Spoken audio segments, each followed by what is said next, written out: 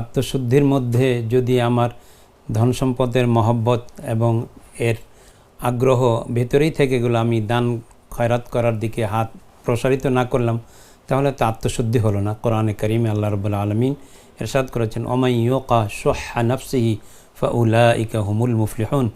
যারা অন্তরের কৃপণতা থেকে রক্ষা পেল, নিজেকে বাঁচাতে পারল, তারাই সফলকাম হবে।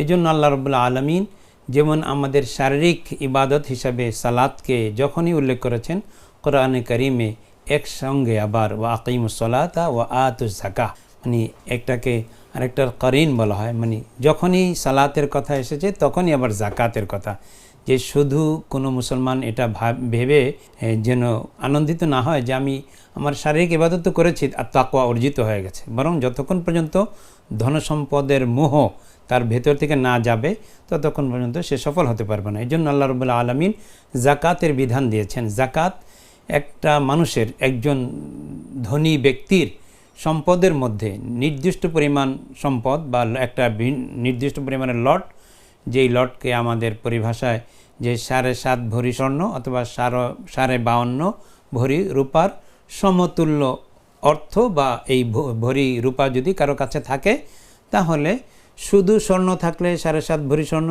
শুধু রূপা থাকলে 52 ভরি রৌপ্য।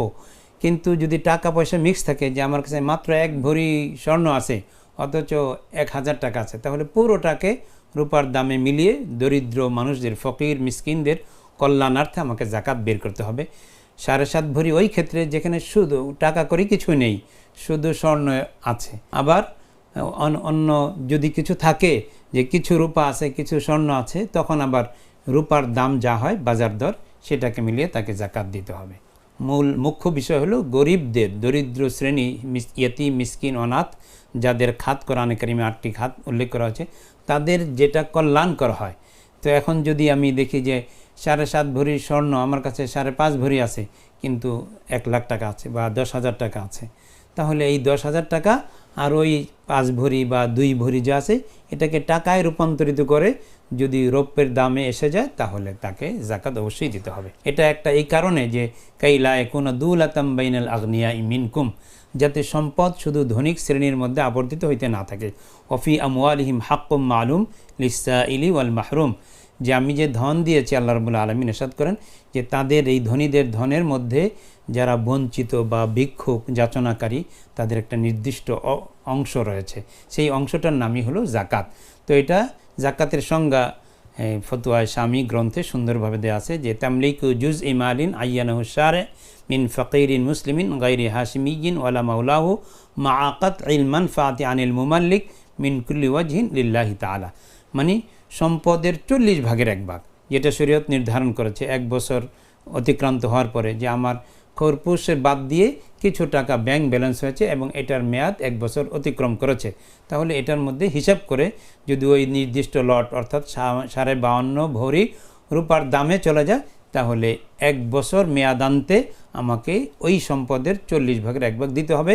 দরিদ্র মুসলমানকে দিতে হবে, অমুসলিমকে দেওয়া যাবে না, যেহেতু এটা একটা ইবাদত অমুসলিমের সাথে করা যায় না।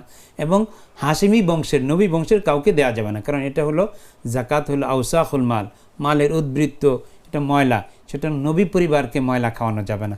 এবং এতে করে যে ব্যক্তিকে দেওয়া হচ্ছে তার থেকে কোনো রকম উপকারিতা, যে আমার বাসায় বুয়া কাজ করে, মাসে 10,000 দিতে হয়, তো জাকাত থেকে দিয়ে দিলাম 10,000, তো এটা তো জাকাত আমার পকেটেই এসে গেল।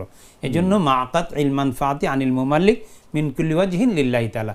ইবাদত আমি যখন সালাত আদায় করি, তখন যেমন আমার শুধুই আল্লাহ সন্তুষ্টির নিমিত্তে আমি করি, নিয়তে করি, ঠিক জাকাতটাও ওই সন্তুষ্টির নিমিত্তেই দিতে হবে। এজন্যই বলা হয়েছে মাআকাত ইলমান ফাতি আনিল মুমাল্লিক, যিনি জাকাত দিচ্ছেন তিনি কোনো প্রকারের এ থেকে উপকারিতা গ্রহণ করবেন না, শুধু লিল্লাহি তাআলা মিন কুল্লি ওয়াজহিন লিল্লাহি তাআলা, শুধু আল্লাহ সন্তুষ্টি নিমিত্তে হতে হবে।